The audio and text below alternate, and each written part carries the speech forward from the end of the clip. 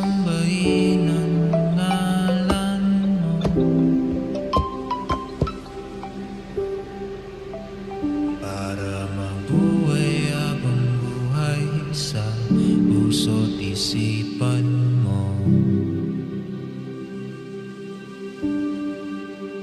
Sino pa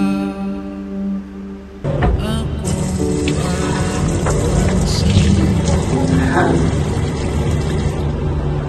Kahit anong mangyari, hindi ako susuko.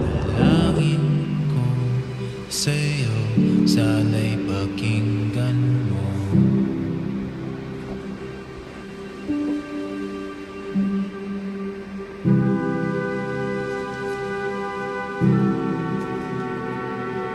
Kaya pa naman siguro to.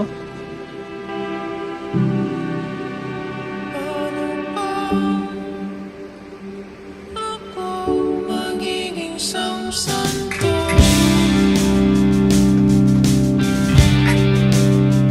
Para kasama kita dyan sa tabi ng trono mo.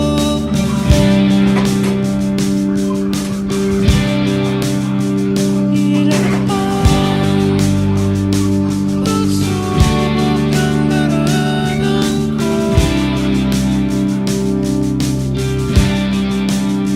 Bago ako magdaranas ng mga milagro mo.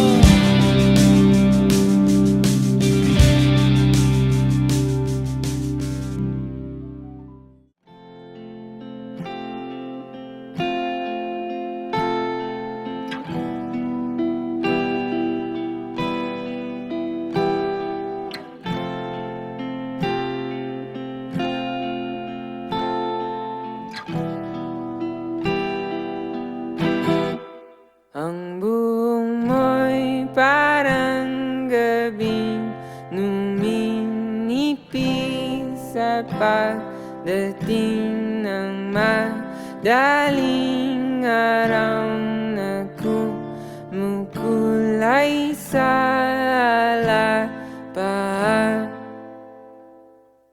Ang ngiti mo'y parang isang tala na matagal na ang kinang, ngunit ngayon lang nakita kung kailan wala na. Ano ba to? Paano ko to babayaran? Baka mag-work ka na lang siguro. Ng iyong mga tawa, kahit mawala ka pa.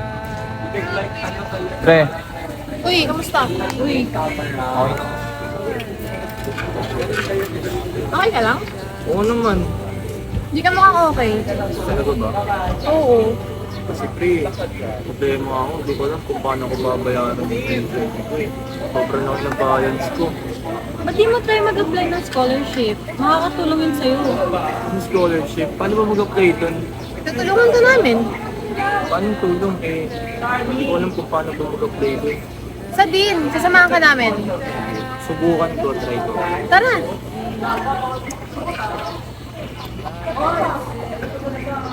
Ay natutunaw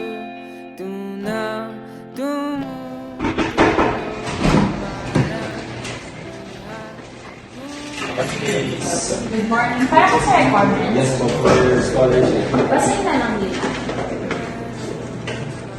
Kunti na lang pre, tapos ka na. Sige, okay din lahat. Ayaw mo yung pre, malapit naman na matapos.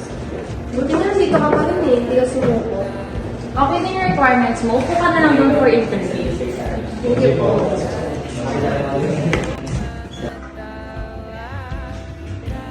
Mr. Flores.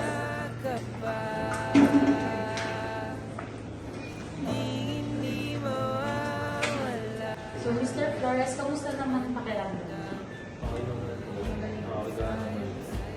Okay, so dito sa scholarship mo kasi, okay na yung requirements mo, kompleto na, pero yung slot kasi dito is limited lang. At sa scholarship na to, kailangan mo ma-maintain yung mga grades na kailangan mong i-maintain. So So, bakit ka ba nag-a-apply ng scholarship? Para po makalensin sa mga gastos na kasi hindi ko na po kaya mag-alensin pero ito po yung pangarap kong school eh. So in that case, kailangan mo na lang abangan yung email sa'yo ng Adamson sa confirmation kung nakapasok ka ba sa scholarship. Paano ko po malalaman? Sa email? Sa email na lang. Tignan mo na lang sa email mo kung may mag-i-email na confirmation. Itingnan ko na lang po din po. Thank you. Hindi pa rin mawala sa isip ko. Paano kung hindi enough to? Nanguna kong masabi ang pangalan mo na kalunok ako kaya siguro kailan kaya halata Swerte ko pala. ang May mga taong naniniwala sa akin. lalim ng iyong mga tawa kahit Uy, pre, ba't ang tahimik mo ngayon? Ano? May iniisip lang ako. Ano, scholarship pa rin ba? Alam mo, pre, normal lang matakot, pero masayang kung susuko ka agad. Oo nga, nandito naman kami. Hindi ka naman namin iiwan. Ano, salamat sa salamat tayo. Hindi ko alam kung paano ako makakabawi sa inyo. Maraming salamat talaga. Oo naman, bakit tropa tayo? sayang sa'yo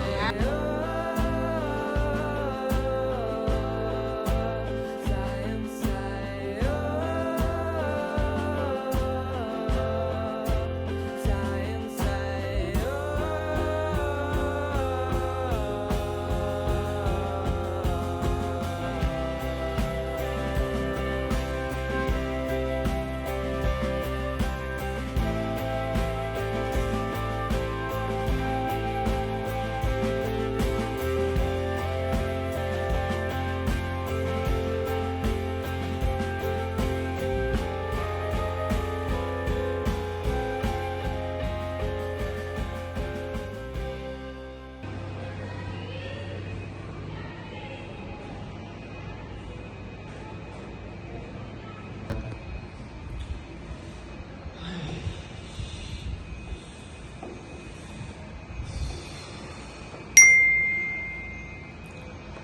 Result na? Nakuha ko? Nakuha ko! Thank you, Lord! Yes! Tapos na ba kayo sa term paper natin? Hindi pa nga eh. Kailan ba deadline? Next week yata. Oh. Uy, bakit parang sila mo today? Ano kasi, scholar na ako. Sabi sa'yo, pre, kaya mo yun eh. Congrats! Deserve mo yan! Sabi sa'yo. Akala ko dati, ako lang mag-isa sa laban na to. Pero minsan, sapat na pala ang kabaitan at suporta ng ibang tao para mahanap mo ulit yung pag-asa.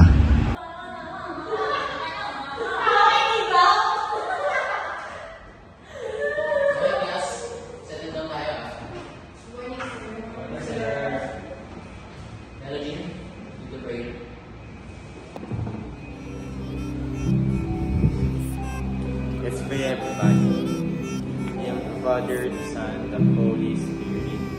Amen. Dear Lord, Ay nandito lamang pala sa lupa at ang impyerno ay nasa isipan ko at pinalimot ng iyong ganda. Umaawit ang mga anghel, umaawit ang mga anghel, nag-iiwan sila nung magkasama kita. Through my struggles, I realized that carrying problems alone only makes life heavier.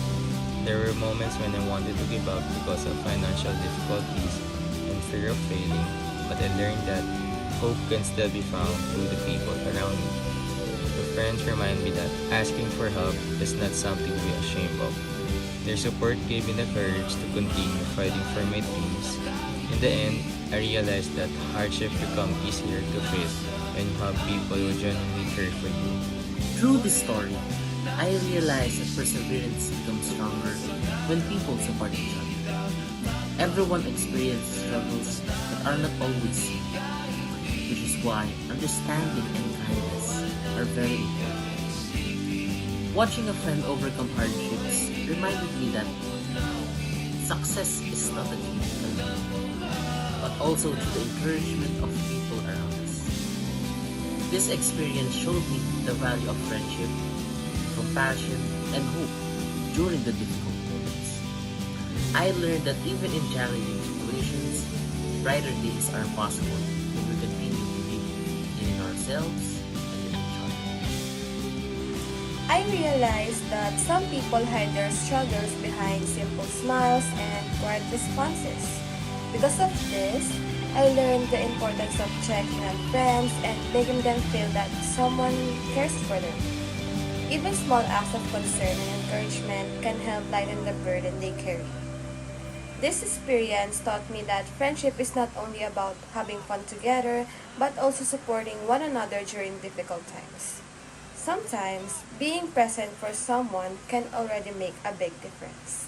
From my reflection, this experience made me realize how important encouragement and support are for a person who is struggling. I learned that words of comfort and guidance can help someone regain hope and confidence in themselves. True friendship means staying beside people, especially during moments when they feel lost and discouraged.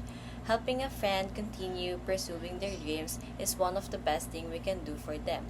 I also realized that kindness and understanding can inspire people not to give up. I realized that helping others does not always require grand actions, because even simple guidance and support can mean so much to someone. Through this experience, I saw how important it is to be compassionate and approachable, especially towards friends and classmates who are silently struggling. Sometimes, all a person needs is someone willing to listen and help them take the next step. This story taught me that unity and friendship can give people strength during hard times. It reminded me that no one should face their challenges alone.